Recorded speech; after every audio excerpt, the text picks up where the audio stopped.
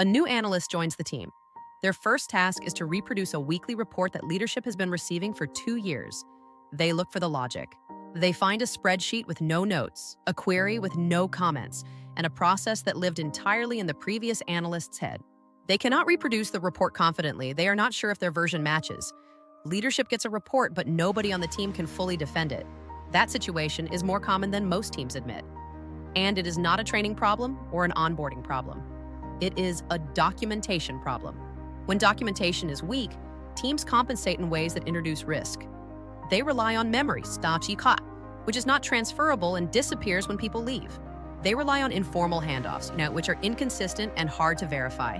They rely on tribal knowledge, which creates dependency on individuals and makes the team fragile. The outputs of weak documentation are visible in practice. The same report produced slightly differently depending on who runs it. Metric definitions that shift depending on who you ask. Process steps that change over time because nobody recorded what the original intent was. These are data quality failures, not just operational inconveniences. Documentation is often treated as overhead, something to write after the real work is finished, if there is time.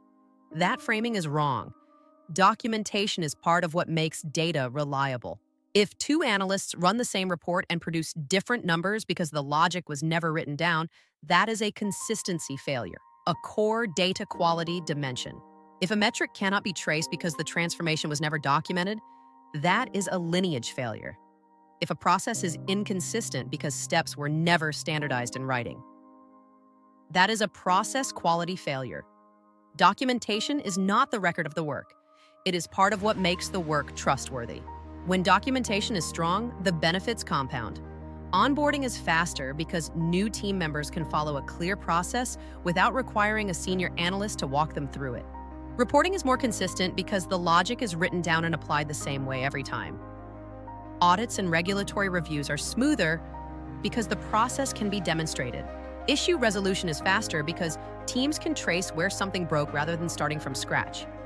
And risk is lower because the team is not dependent on any one person. Good documentation does not just make teams more efficient, it makes their outputs more defensible.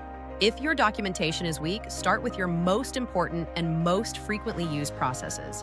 For each one, document 4 things: what the process produces, what the inputs are and where they come from, what the logic or calculation steps are, and who owns it. That does not require a formal system. A well-organized shared document is enough to start. The goal is clarity, not perfection. Once your most critical processes are documented, extend the discipline to the next tier. Treat documentation as part of the definition of done. A process is not fully implemented until it is written down clearly enough for someone else to follow. Weak documentation is not just inefficient, it is a data quality risk. It creates inconsistency, fragility, and reporting that teams cannot fully stand behind.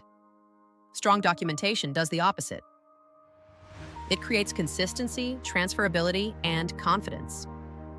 It is a high-leverage investment that costs far less than the problems it prevents.